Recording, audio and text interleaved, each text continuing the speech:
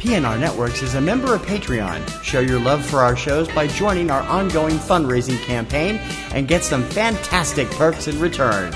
Check it out and become a Patreon sponsor.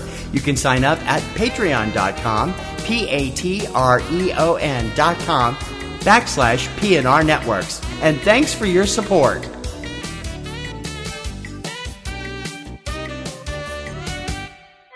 This podcast is a member of the Blueberry Network. Blueberry. No E's.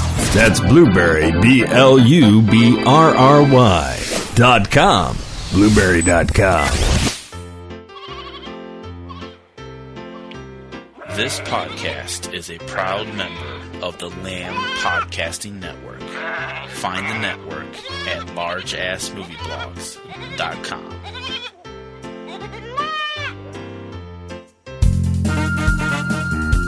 It's Kim versus TC in the battle of the lists. My list is better. My list is better. My list is better. No, it's not. My list is better. Kim or TC, who has the better list?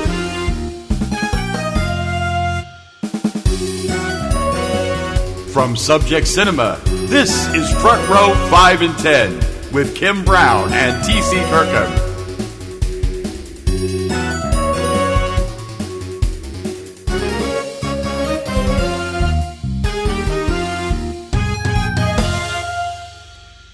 Hey everybody, welcome to another week here at Front Row 5 and 10, brought to you by the good people at Subject Cinema. That would be him and me, the me part being Kim Brown. And the him part being TC Kirkham. How you all doing? I hope everybody's doing great. I hope so too. I don't know how that's going to be. We probably should be very careful because, you know, we don't get political here and we're not going to. So no, we're not going to.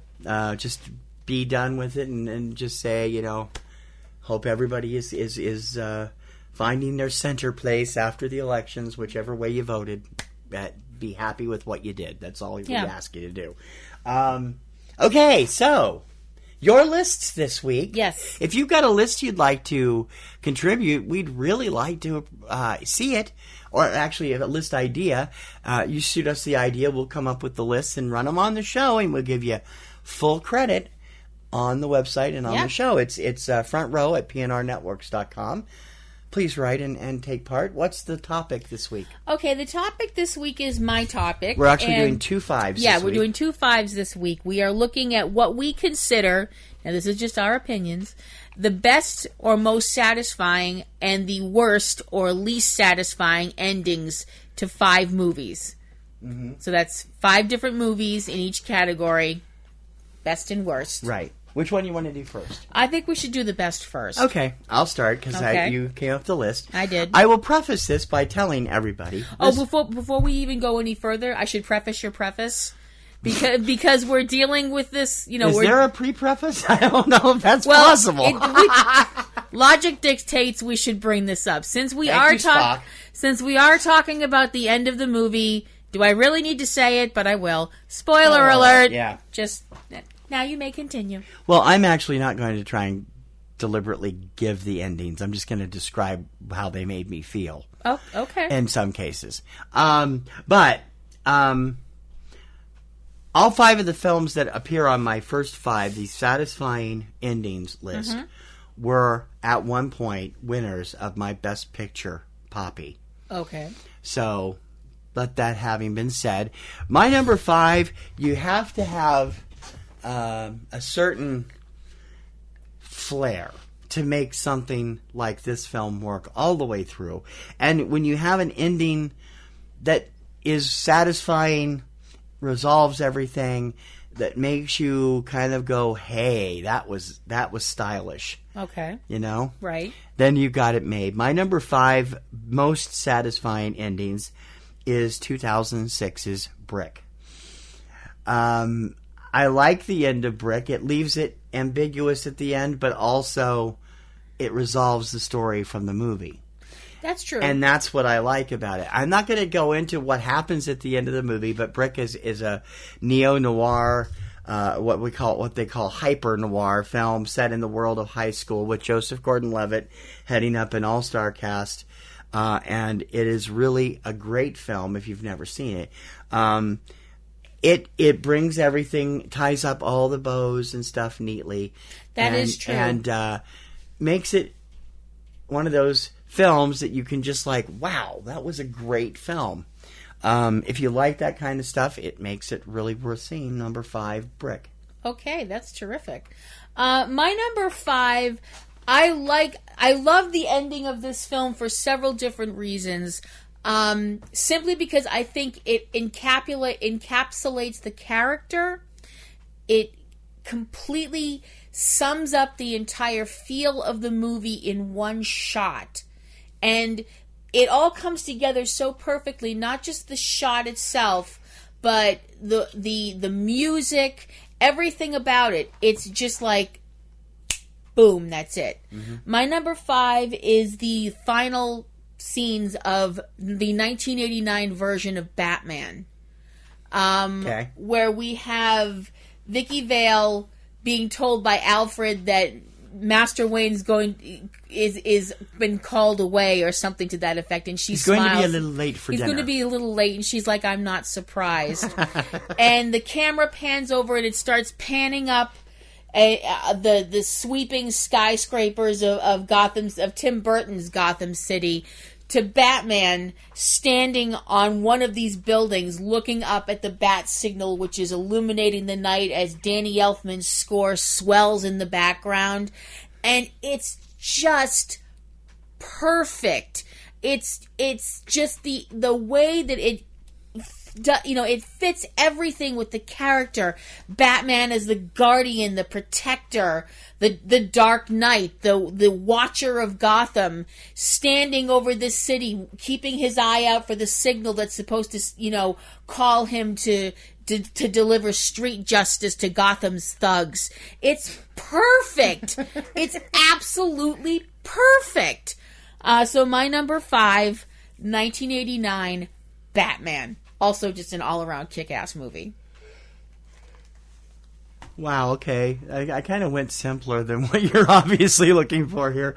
No, well, that's just my first one, so, My number 4 is the perfect ending to this film because, number 1, I dissolved into an absolute puddle of tears at the end of it, which happens whenever I see something that makes me emotional. And at the time, I was dealing with my own issues that touched me from watching the film.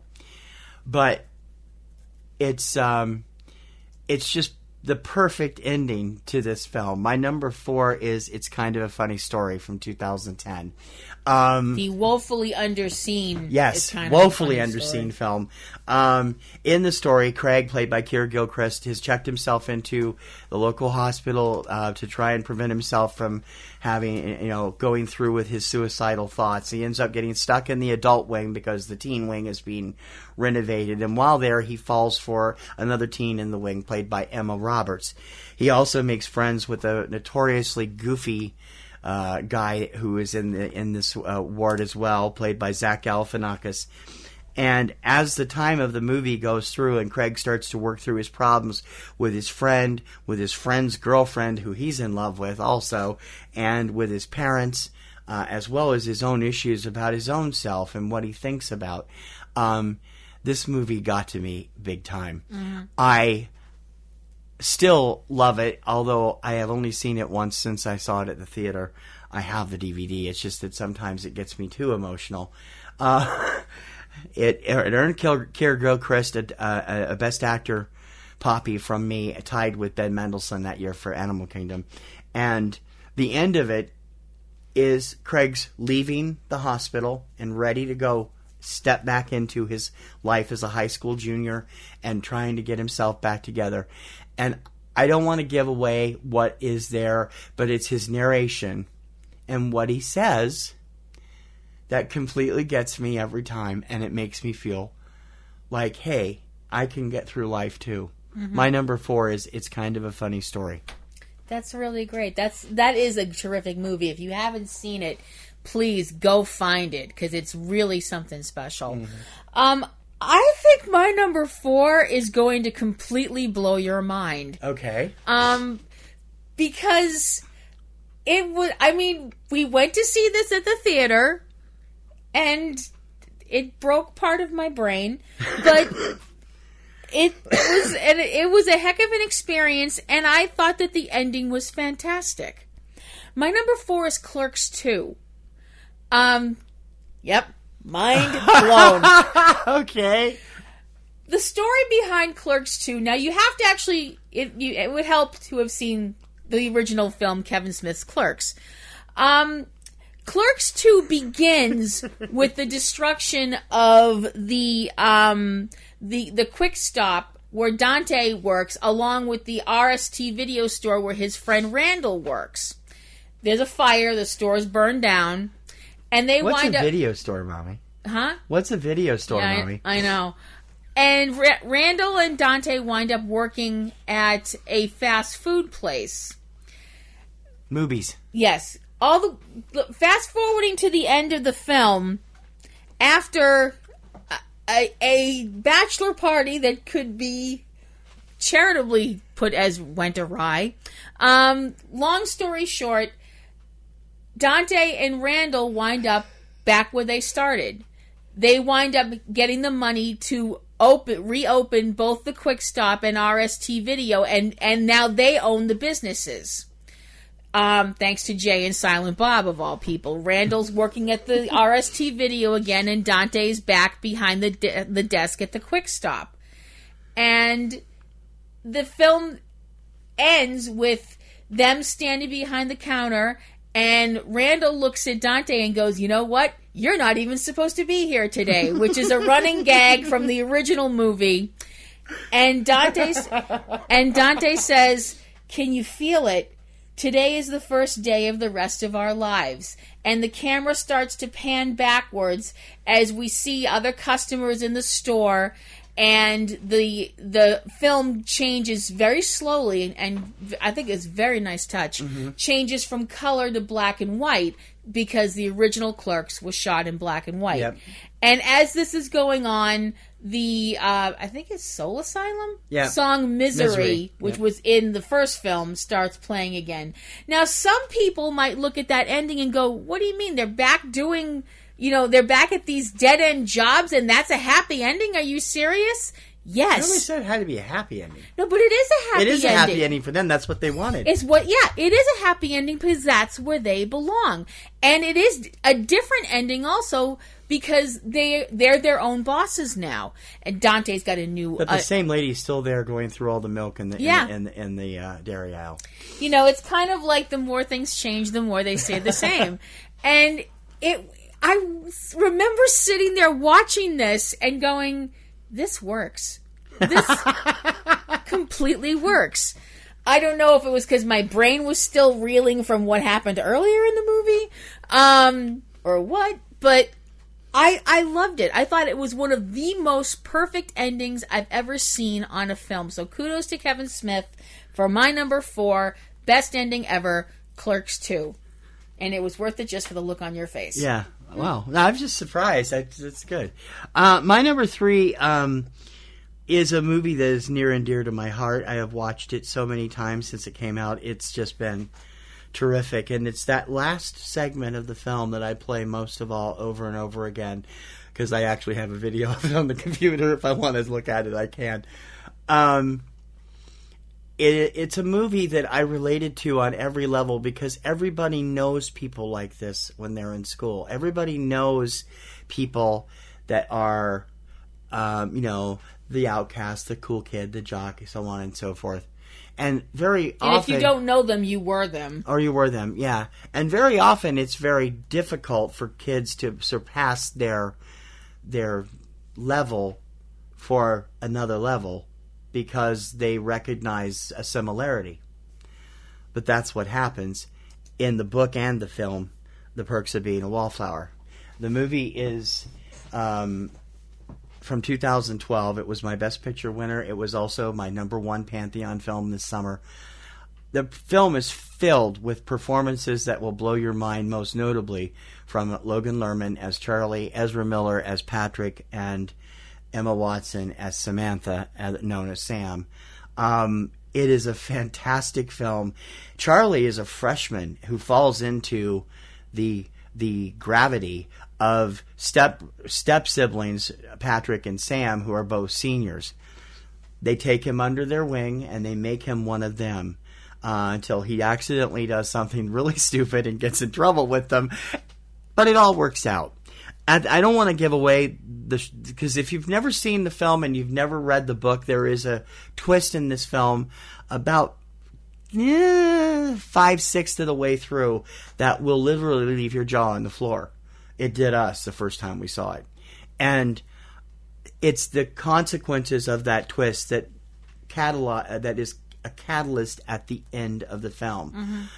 Charlie has just come home, and Sam and Patrick have been gone all summer because Sam went to summer school at her college of her choice and did get in. They come home and take Charlie out to their usual hangout and are talking about it. And Samantha has found the song that they keep hearing on the radio whenever they're going through the tunnel that goes into downtown Pittsburgh. The narration, again, is the key here. You got to hear Charlie's narration talking about Samantha, who has fallen in love with him and who he's fallen in love with. Who he's been in love with. Yeah. And their relationship and the looks on their faces and the sound of their voices. And trust me, you really will believe the 3 words that Charlie quotes there that stand out for everybody. We are infinite. Mm-hmm. Number 3, the perks of being a wallflower. That's fantastic. That is such a good choice. I'm mad at myself that I didn't think of that. Oh my gosh. My number 3, ironically enough, when I was a child and should have been excited about this movie. Yes, they had TV back then. Shut up. And I should have been excited about this movie. I was always like, oh, crud, this is on again? And they're making me watch it again? Stupid parents. As I got older and much less mature. To the theater to see this. As I got older and much less mature and took life a whole lot less seriously. Well, that's because you flew somewhere over the rainbow, darling. Mm-hmm. My number 3 is 1939's The Wizard of Oz. The end of this film is just absolutely... It just makes my heart sing. It's just, there's something very simple about it. And sometimes simple is the best. Mm-hmm. And sometimes the simplest message is the best. The whole, Dorothy's gone through this whole adventure, which may or may not have happened. I like to think that it did. Then again, I carry around a rubber duck in my purse, so what do I know? But she's reunited with her family, who say she got conked on the head, but she's just insisting that she went to this amazing place and she saw all these amazing people and met all these amazing people, but she kept telling everyone that what she really wanted was to go home.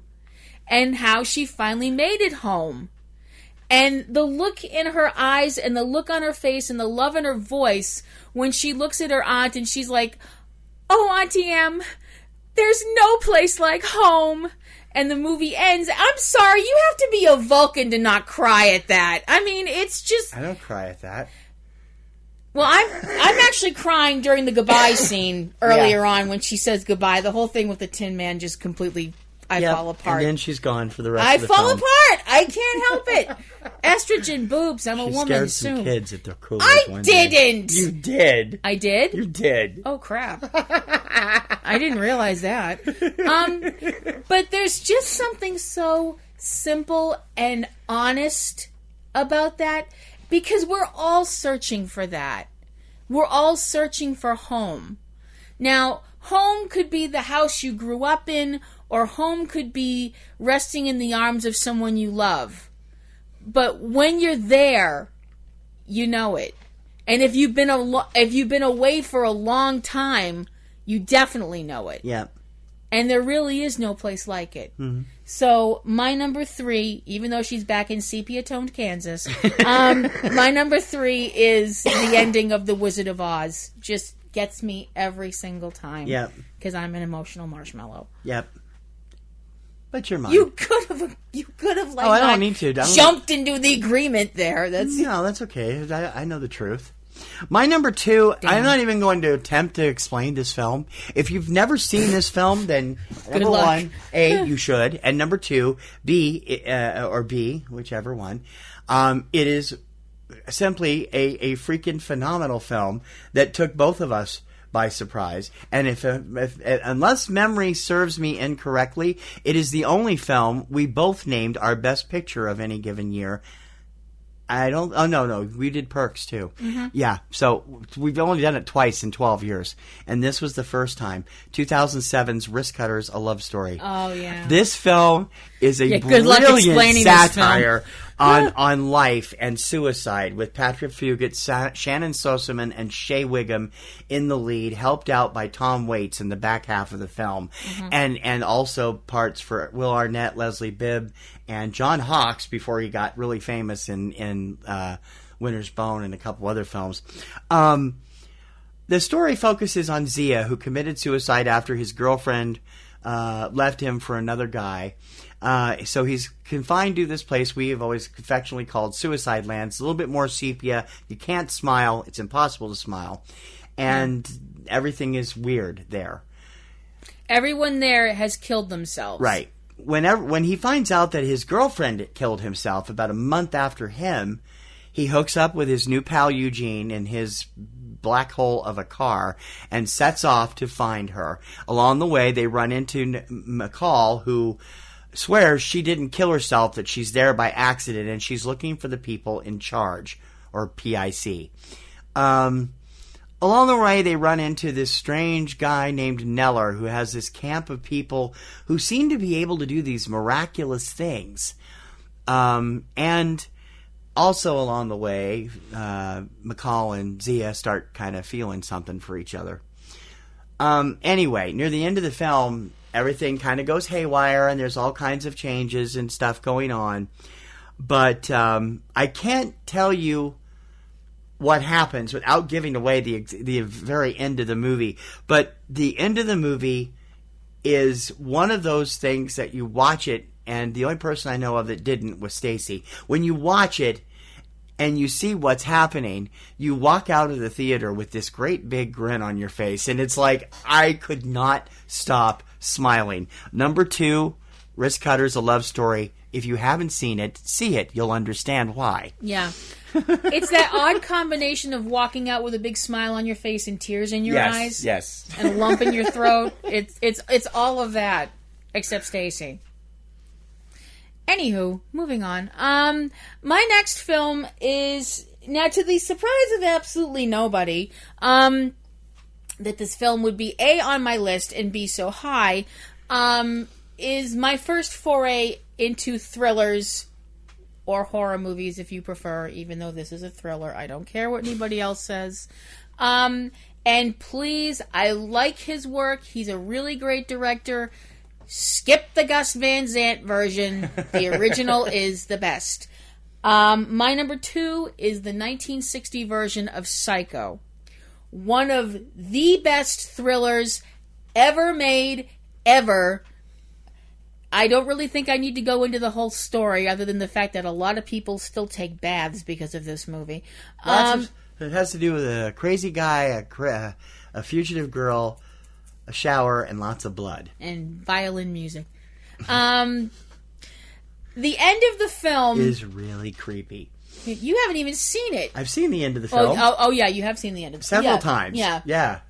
The end. I haven't seen the whole film, though. No. The end of the film, Norman Bates has been caught, and people realize this guy is completely backguano insane and is responsible for numerous deaths, which Norman claims he is not responsible for, that his mother killed all these people, who Norman actually killed a bunch of years back and has been keeping her body in the house.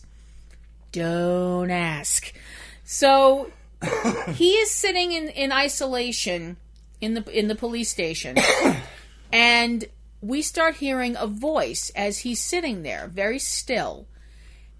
And it's the voice. It's not being said out. Nothing's being said out loud. It's the voice of his mother, and she's sitting there saying all this stuff about Norman, how he was always bad, and he was going to tell them that in the end she killed all those girls and that man and all this stuff like that. And she looks down at Norman's hand. It's kind of odd putting it this way, but just run with it. And there's a fly on his hand. And she says, "I'm not even going to swat that fly. I hope they are watching. They'll see. They'll see and they'll know and they'll say, why, she wouldn't even harm a fly."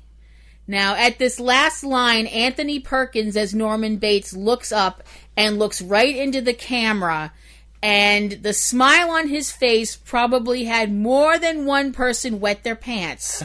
The thing about the smile that makes it even worse, if you look, and thank goodness for the stoppy thing that you can do on DVDs and stuff, if you sit there and go frame by frame through that scene when he looks up and smiles, as the picture is morphing from his face into the car that's being dragged out of the swamp that has one of the murder victims in it, for a split second between the shot of him and the shot of the car, superimposed over that is the skeletal remains of Mrs. Bates's body.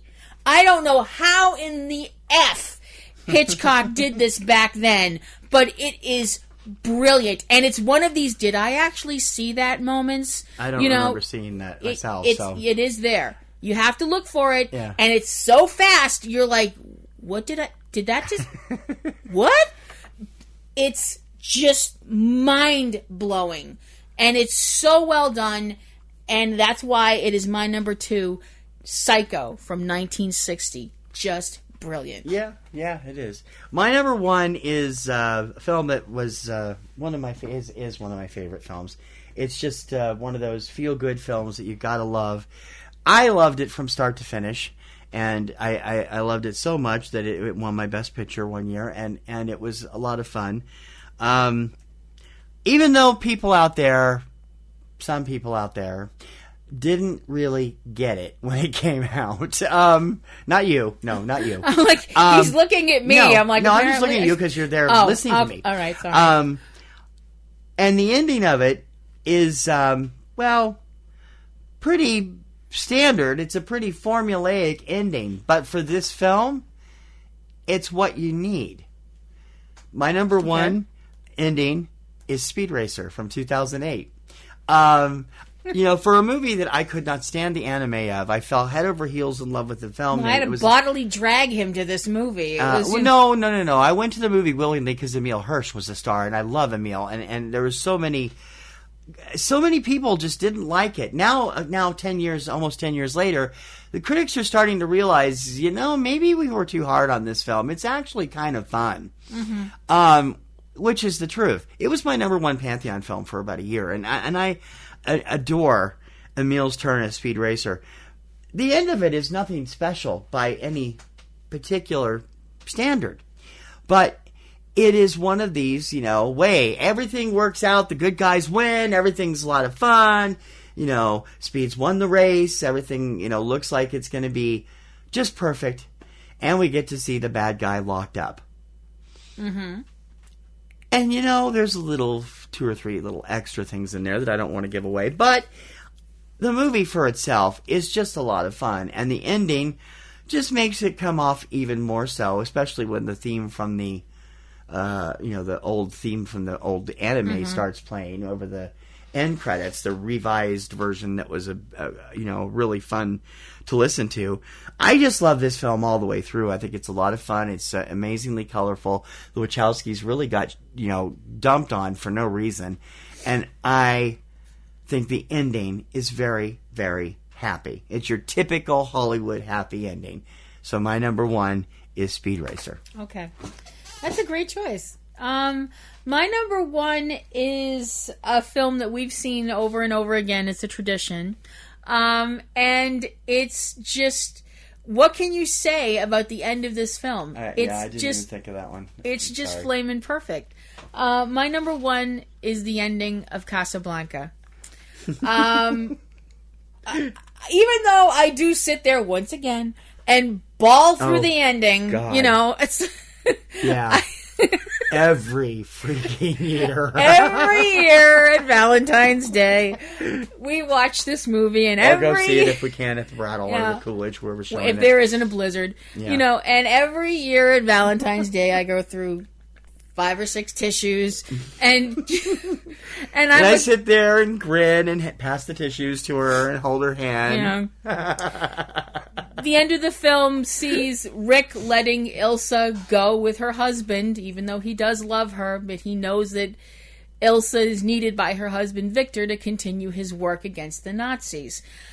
They manage to get on a plane that gets them out of Casablanca to freedom when the main Nazi bad guy, Major Strasser, tries to stop the plane from leaving, Rick winds up shooting him. When more police show up, the cheerfully corrupt and unrepentantly go where it suits me Captain Renault doesn't turn Rick in and tells the police Major Strasser has been shot. Round up the usual suspects.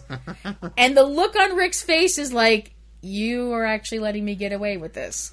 Captain Renault picks up a bottle of Vichy water, and in a very symbolic gesture, tosses it into the trash. His opinion finally becoming clear about the Nazis and their rule over France at the time. Mm-hmm. The last shot is of Rick and Captain Renault walking along the deserted, foggy airfield, and Captain Renault telling Rick that they should probably join the Free French in Brazzaville. And Rick turns his head a little bit as they're walking, and says, "Louis, I think this is the beginning of a beautiful friendship." And the music swells, playing the French theme La Marseillaise, and the film ends.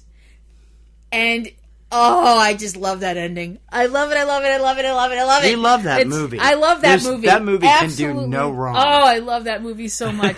It's so fantastic. It's Bogey and Bergman, and it Claude Rains is so 1942's Best Picture for a reason. Yeah, Claude Rains is just so wonderful as Captain Renault. It almost makes you want a sequel, because you want to see what's going to happen. They almost did. Yeah. You almost want one, but at the same time, you're like, no, don't mess with perfection. It's just perfect just as it is. My number one best ending, Casablanca. Yay! Okay. So now we're off to our most... Now, these are the least satisfying endings. Now, why they're not satisfying could be or they could just be flat out bad.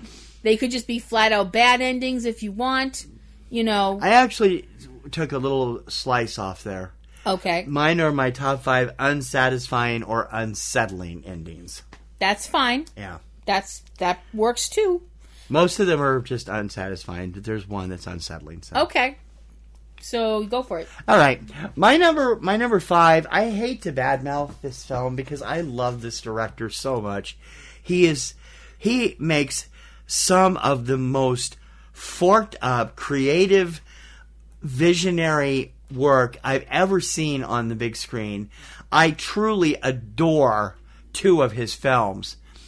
But his most recent, before the last one, which we still haven't seen, just drove me up the wall, and the ending makes no sense at all. My number 5 is Guy Maddin's Keyhole. This movie is such a mess from beginning to end anyway. Guy Maddin is an acquired taste, and I am the first person to admit I can't believe I acquired the taste. But I love saddest music in the world. I love my Winnipeg. I like Brand Upon the Brain. But this film just bugs me from beginning to end. It doesn't make any sense at all. And it turns out that it's this. If you saw the end of Lost, you know how the plot of Keyhole.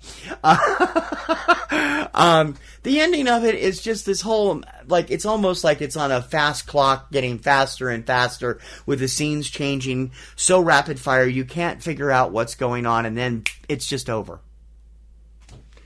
Kim and I sat and watched this on demand, and we're like, what the F just happened?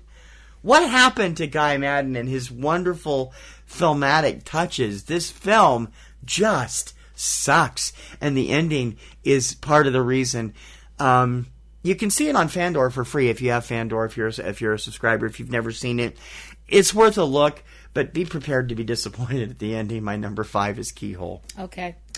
My number 5 is kind of a cheat, maybe, because It's your list. Well, no, because we've never seen this without help. So it's a Misty movie. Yeah. Okay. I don't think I could sit through it without help. I think I'd wind up plucking my own eyes out.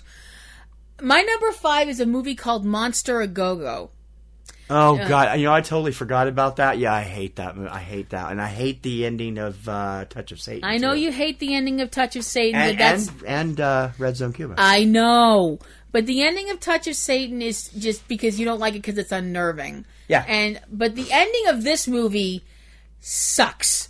I mean... Yeah, it does. The entire movie sucks. Yes. That's why it's on Mystery Science Theater 3000. But... this movie's ending really sucks. Really and truly, oh my blog, if this thing sucked any harder, it would be named Hoover. It's just that bad. The story of an astronaut who somehow was mutated by cosmic rays in space or something and becomes a monster and kills a bunch of people. Now that's the plot, allegedly. Such as it is. So, we get to the climactic end of the film. I'm sorry. You couldn't see that eye roll she just did. You can't hear eye rolls, although that one was so pronounced, I'm surprised you didn't. We need an eye roll sound effect. The monster is cornered in the sewer system under Chicago, because that's where all monsters hang out. Anyway. But suddenly, this rampaging monster just disappears. And the scientists get a telegram saying that the astronaut is alive, has shown up in the middle of the North Atlantic Ocean, and everything's fine. The narrator then gives this long line of dialogue where he's basically like... there was nothing in the tunnel but the puzzled... let me quote my quote. There was nothing in the tunnel but the puzzled men of courage who suddenly found themselves alone with shadows and darkness. Blah, blah, blah, blah, blah, blah, blah. The last lines are, the case in point. The line between science fiction and science fact is microscopically thin. You have witnessed the line being shaved even thinner. But is the menace with us, or is the monster gone? You just said the monster was never there in the first place. F you, movie! Yeah. I'm sorry. You left that part out. It does actually say that. Oh my gosh, this movie just hurts. This movie hurts, and the end of this movie is like pouring lemon juice on a paper cut. It just makes the hurt that much hurtier.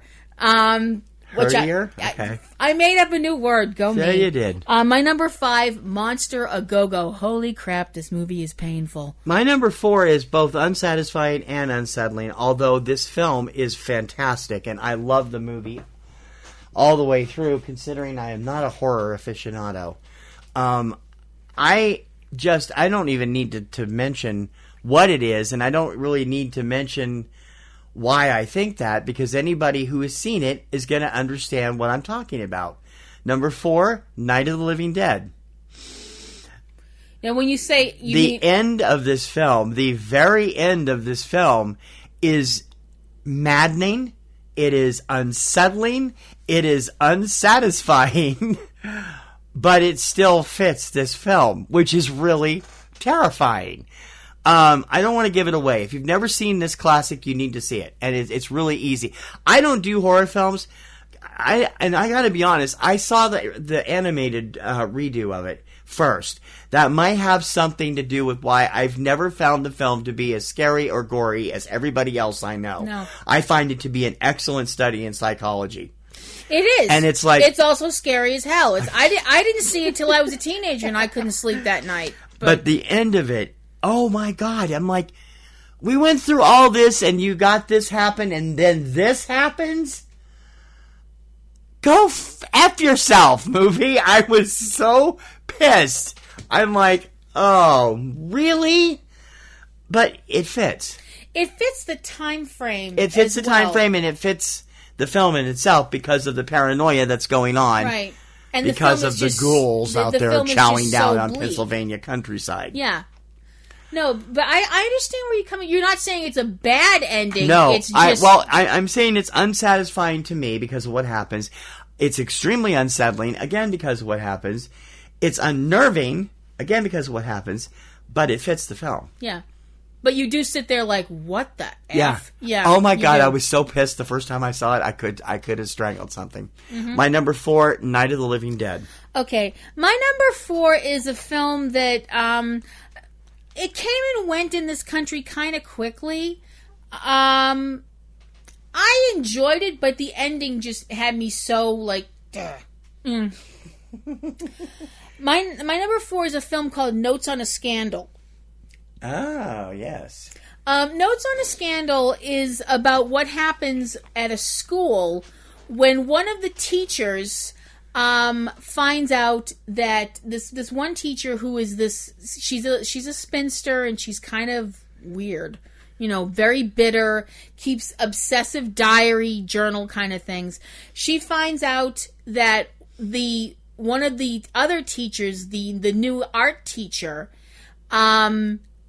is, well, for one thing, she's attracted to the other woman. And she finds out that this art teacher is having a relationship of a sexual nature with a 15-year-old student. Oops. The whole thing finally goes completely...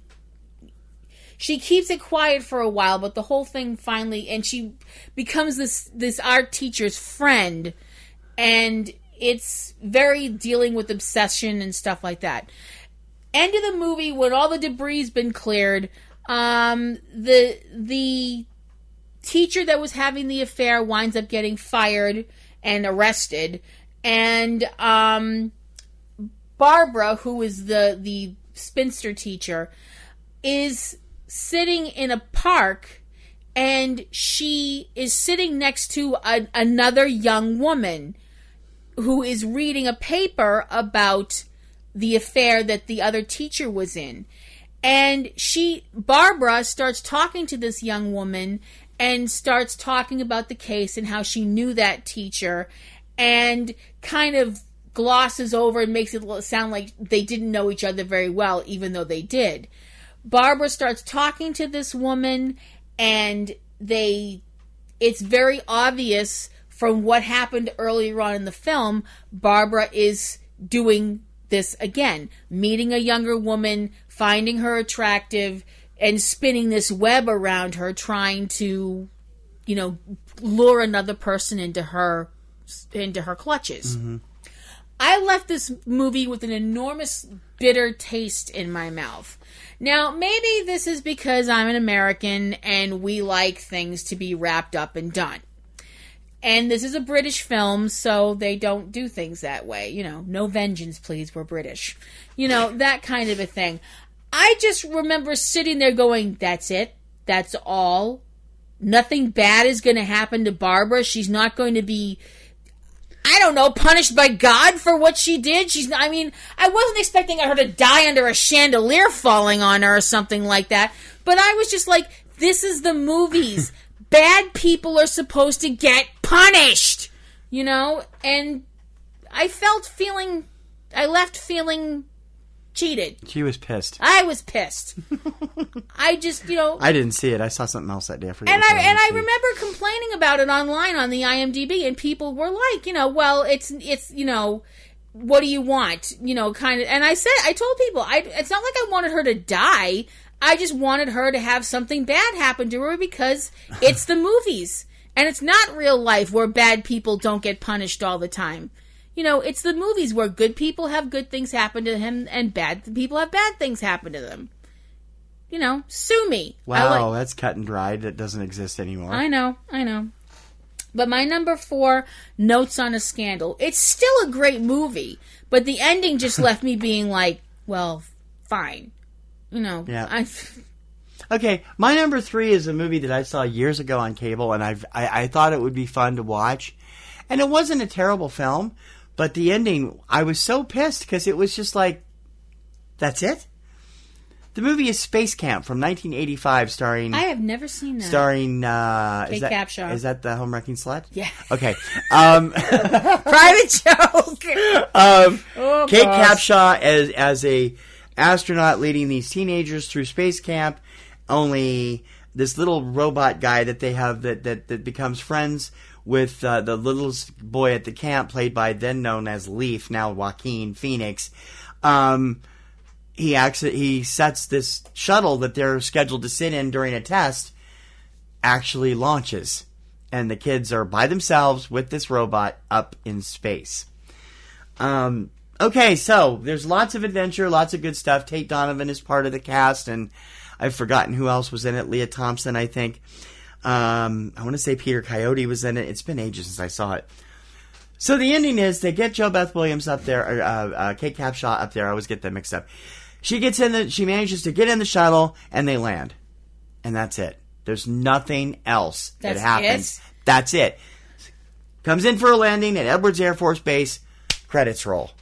Oh my gosh. I'm like, are you freaking kidding me?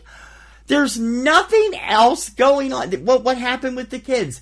Did anybody get punished? Is everybody okay? Because a couple of them got hurt. Yeah. Parents, hello? Yeah. And ta-da! Play, there it is. Successful landing and roll credits. I am so glad I didn't see this in the theater. I would have been so pissed. Just like the movie at number 2 coming up. Another movie I absolutely hated to begin with, but the ending just made it worse. My number 3, Space Camp from 1985. Okay. Ending completely unsatisfying. My number 3 film is... I realize some people are going to be like, what did you expect when it comes to this film? Okay. Specifically because of who directed this film, most people are probably going to be like, what did you expect? I expected some damn closure. My number 3 is A Prairie Home Companion. Directed by Robert Altman. I like the ending of Prairie Home Companion. I know you did. And I was pissed off, and it was weird. It is weird of those weird Altman endings, but it was the whole good. point of Prairie Home Companion is this radio show, long running live radio show, is they're in danger of the show being shut down because a new company has bought the station. This live show might wind up getting canceled. And the people that are performing on the show know this, but they're trying to put the best face forward, and they're all dealing with their own dramas and problems and such like that. Now, backstage is this woman. She keeps appearing, this woman in white that... Woman in white is only Garrison Keillor could write it. One of the characters calls her the dangerous woman. She refers to herself as Asphodel, and she says she's an angel. And we're not talking the Roma Downey, oh, I'm an angel and I'm here to help you kind of thing. No. We're talking the angel that comes and takes you when it's your time. And not that that's bad, but, the angel is there to take one of the people that works on the show. It's their time. And she's actually quite nice about it. We get to the end of the film. The show has been canceled. And a bunch of the people that are on the show, they're all friends.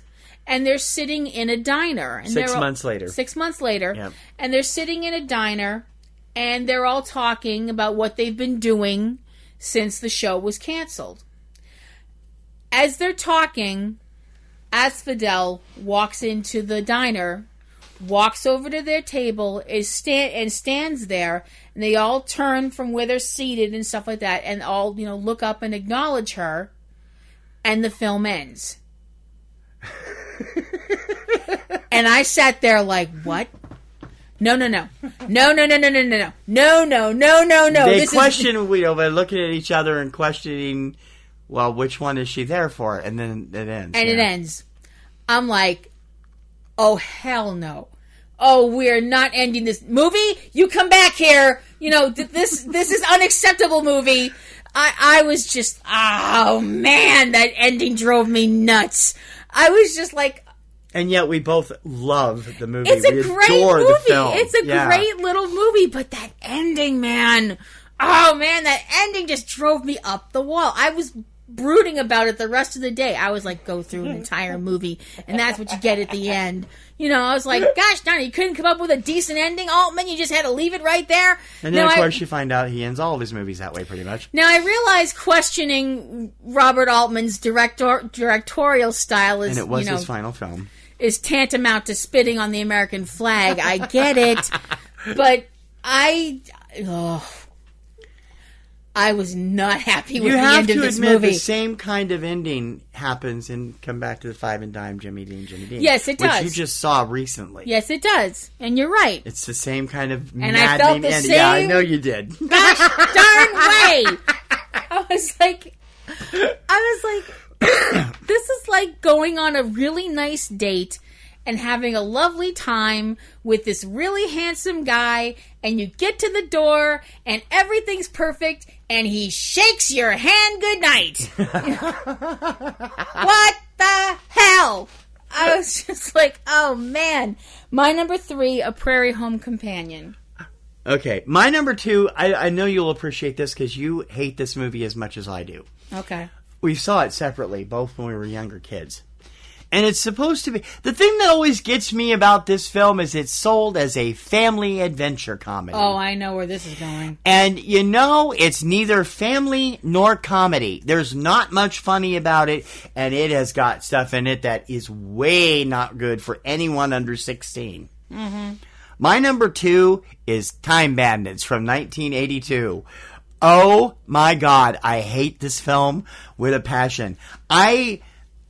I thought this was going to be one of these fun, and I mean, it was an enjoyable film in places. I saw it on cable. It's an enjoyable film in places. But the ending, I'm like, oh, you've got to be kidding me. I can't even describe it. I mean, it is an ending that, I mean, if you take a 12-year-old to this film and that ending happens, your 12-year-old is going to be bawling his eyes out all the way home in the car. Good luck paying for therapy. It's like some of those kids that couldn't handle the ending of The Odd Life of Timothy Green a couple years ago. Mm-hmm.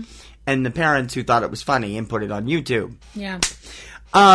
Which goes that some parents are shit. Was infuriating. I have never been so outraged. And only recently has it been replaced by another film as the worst ending of all time, or the most infuriating ending of all time. Number 2, Terry Gilliam's supposed family comedy classic, Time Bandits. That's a terrific one. That is really, really good. My number 2 film that has an ending that I really just do not like, once again falls into the kind of category as my previous film. My number, and this is probably going to piss some people off, my number 2 film is No Country for Old Men.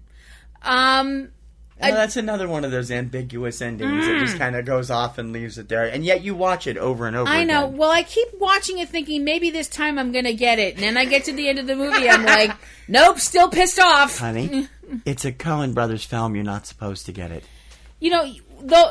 A Western noir that takes place in the 80s and made Javier Bardem a star in America, I can't even get into the whole plot of this film, but to just sum it all up... It's like Keyhole. Your head will explode. And to sum it up, the bad guys win, almost everybody dies, and you get to the end of the film, and Sheriff Ed Tom Bell, who has retired because he just couldn't deal with the fact that the world has changed a lot and not for the better, and that's back in the 80s. Think about that for a minute. Is talking at the end of the film. He is retired and he's talking with his wife, and he's talking about two dreams that he had, both of them involving his late father. And the film ends, and I'm like, what? No. Again, it's like, no, movie, you turn right around and come back here. It was like we looked at each other and we turned to the screen and we went, get bent, movie, when we saw it. We loved the film until that point. Abso-friggin-lutely. It was just like, what? I was speechless. I was absolutely speechless with the end of this movie. Now, I don't know what I wanted. I really don't know what I wanted, because if Ed Tom had actually run into... Anton Chigurh, the character played by Javier Bardem, he would have been killed. Yeah. And that would have been bad. But I was like, what? I just felt profoundly ripped off and sad. Yeah. The end of after this movie, I was like walking out of the theater going, I want some cookies. You think that one's bad? Wait till you hear my number one. I was just like, I quit. I was just like, I just quit. So my number, but I keep coming back to it. Like you said, I keep thinking maybe this time I'll find the deeper meaning. No. And every time I'm like, either it's really obscure or I'm an idiot. One of the two. So my number two, I don't think either one of those is right. Actually. No Country for Old Men. My number one most satisfying or unsettling endings, in this case most unsatisfying, comes from a film that was just critically acclaimed by every freaking critic I saw. And so I insisted we make a trip to this film. We have never felt, in the 12 years we have been doing our shows, our podcasts, and our sites, we have never felt so profoundly ripped off, except possibly by Miranda July's The Future. This film was so maddeningly frustrating at the end that we did not speak to each other for 10 minutes after we left the theater, and were just infuriated by the ending of Oslo, August 31st. I almost put that on my list. I don't care what critics saw this film. And I mean, it was A+ from Ebert and everybody else. Mm-hmm. This film is a piece of crap from beginning to end. The storyline is about an early 30-something guy who keeps trying to kill himself because he's in rehab trying to kick a heroin addiction. Now, the film is Norwegian, obviously, Oslo. And they let him out on a day pass for a job interview. And he goes and he tries to see, he does that, plus he goes and sees and connects with some old friends. Never mind the fact that at the very beginning of the film, we see him try to kill himself again by drowning himself. And by the midway through the point of the movie, he's back using heroin again. We get to the end of the film, and he's at his parents' house. They've left. They're away. And his sister has told him, don't go there. You've been enough trouble to them. And we go, and and I'm going to run the ending of this for people. I'm really sorry. You have a right to know what you're getting into. We see him sit down at their grand piano, and he plays this beautiful melody. I mean, hauntingly gorgeous melody. And you think, oh my God, how, that is just amazing. And this guy doesn't feel like he's worth anything. He finishes playing the piano and he closes the lid on the keys and gives himself an overdose and dies in his parents' house. I just wanted to freaking scream. I was so angry. This film is, I know it's so ironic. What a waste of his life that would be. Bullcrap. It's just a crappy film. The gentleman who played the lead role was a really amazing performer, considering he had never acted before. He's actually a doctor. And, I mean, the film is good up to until the very ending. The film itself, I shouldn't say it's crap. It's not. It's a very well-written, well-played film, but oh my God, is it depressing, and the end of it is just unacceptable. My number one worst, most unsatisfying ending of all time, Oslo, August 31st from 2011, I think. Mm-hmm. That's a really terrific choice. Like I said, I almost picked that because it was so infuriating. We walked out of the theater. We made a special trip to the Somerville Theater to see this film, and we were so pissed we didn't say a word until maybe 10 minutes after we got our food at Mike's. Yeah. So close to a half hour. I mean, it wasn't like Blood Brother, which was depressing in an entirely different way. Yeah. Same scenario. But this one, we were just talking, and one of us finally said, "Oh my God, what a piece of crap." Yeah. And then that just opened the floodgates, and then it was just. I am so sorry I made us go to this film. I don't know what it was that it was like. Am I afraid to talk? Is he afraid to talk? We were just pissed. Yeah, I know. It was. I knew you were pissed at me. It's like, oh God, I'm going to get it now. I made her go see this film. It was some comfort to me that a number of people in Clotrudis who normally like films like this couldn't stand this film either. Yeah. Okay. My number one least satisfying movie ending, it should come as a surprise to absolutely nobody who has listened to any of our podcasts, because we have talked about this film over and over again and how much we hated it. And especially, so it is the other one I mentioned. And especially how much we loathed the end of The Future. Then I died. My number one film. The Future is a film by Miranda July. We will call her a filmmaker loosely. No, some people love her work, and they're entitled to that opinion. We don't share it. They are, and we don't. The plot of The Future is about a couple, Sophie and Jason, who decide they're going to adopt a cat. Now, I know that some people out there are like, well, that's nice, big deal. But the thing is, the cat, which they are going to call Paw Paw, who narrates a lot of the story, is a cat that has a lot of... Right there, you should have realized the problem with this film. The cat has a lot of medical issues. That when they adopt this cat, it's going to take up a lot of their time. But they can't adopt the cat right away because of said medical issues. They decide before they can adopt the cat, which takes 30 days, they're going to do all this stuff that they feel like they need to do. Blah, blah, blah, blah, yada, yada, flambe. Fast forward, we get to the point in the movie when they're supposed to be going to adopt the cat.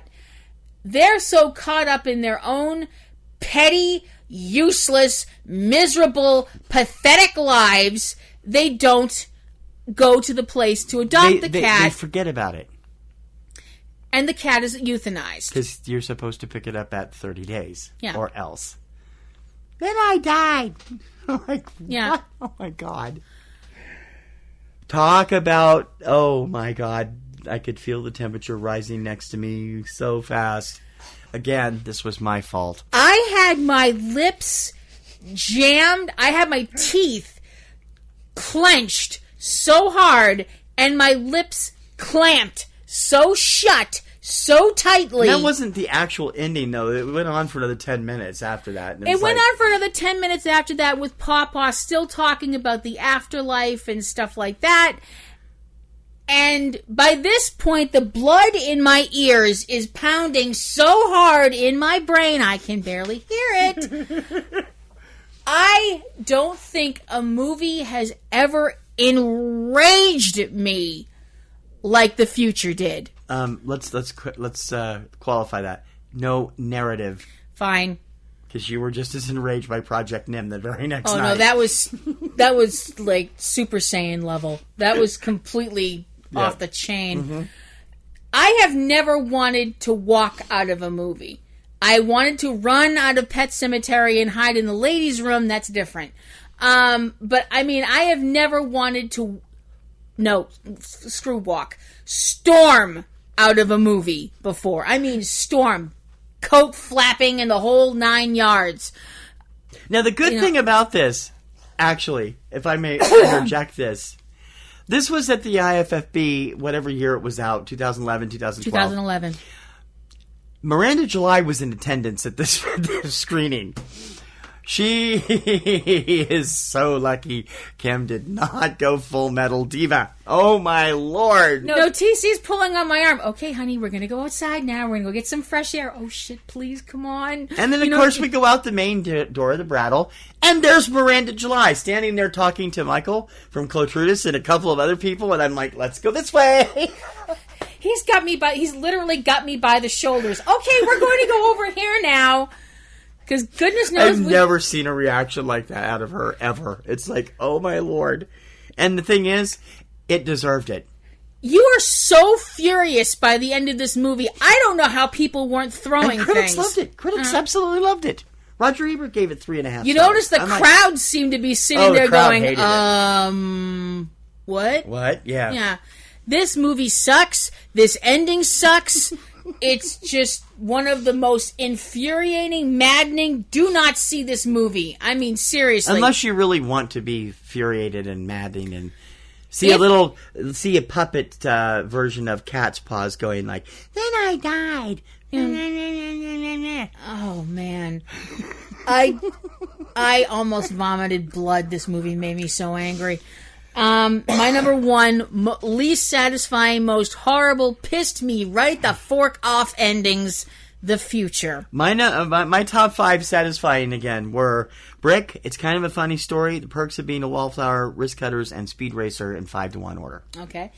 My best endings from 5 to 1, the 1989 version of Batman, Clerks 2, The Wizard of Oz, the 1960 version of Psycho, and Casablanca. My most satisfying unsettling endings from 5 to 1 are Keyhole, Night of the Living Dead, Space Camp, Time Bandits, and Oslo, August 31st. Okay, and mine for the worst or least satisfying endings, Monster A Go-Go, Notes on a Scandal, A Prairie Home Companion, No Country for Old Men, and The Future. I have to be totally honest. Oh my God. I have to be totally honest. Yeah. I'm stunned. At what? That Tom at the Farm is not on your list. You hated the end of Tom at the Farm. I hated the end of it, but okay. I was just kind of like, I felt like the director gave up. Okay. All right.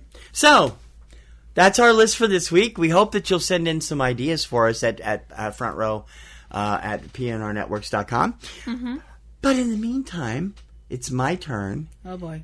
And I have a good list. Because it's actually not going to be a top 10 list. It's just going to be a 10 list. Okay.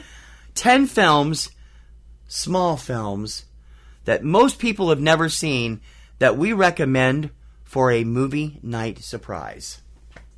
Okay. So these are films, possibly indie films, that we think that we loved, and you've probably never heard of them before unless you're familiar with Subject Cinema. Mm-hmm. In which case, you probably have. Once or twice, at least. Or at least you've heard us talk about them. Right. Before we go, quickly, because we're running way over than we normally do for this show, don't forget to take part in our Patreon campaign. We need all the help we can get for some new equipment and stuff. The full stuff is at our Patreon website at patreon.com/PNRNetworks. And don't forget to check out all of our shows, including Subject Cinema, this show, Front Row 5 and 10, which I forgot in our Patreon video. Duh. 3-Minute Weekend, Tuesday Digidex, Kim's Show, Platinum Rose's Garden, and Cavebabble with Eric and Valerie Lyon. And don't forget to visit all of our websites all the time for all the coolest stuff around. We rock. We try. Yes, we do. And so, this is Kim Brown. And I'm TC Kirkham. We hope we can count on you while we count them down. Be sure to put us on your list.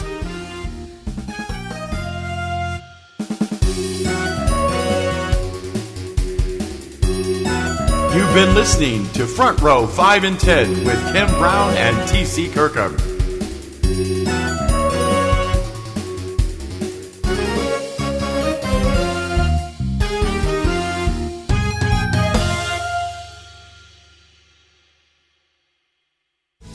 podcasting's choice.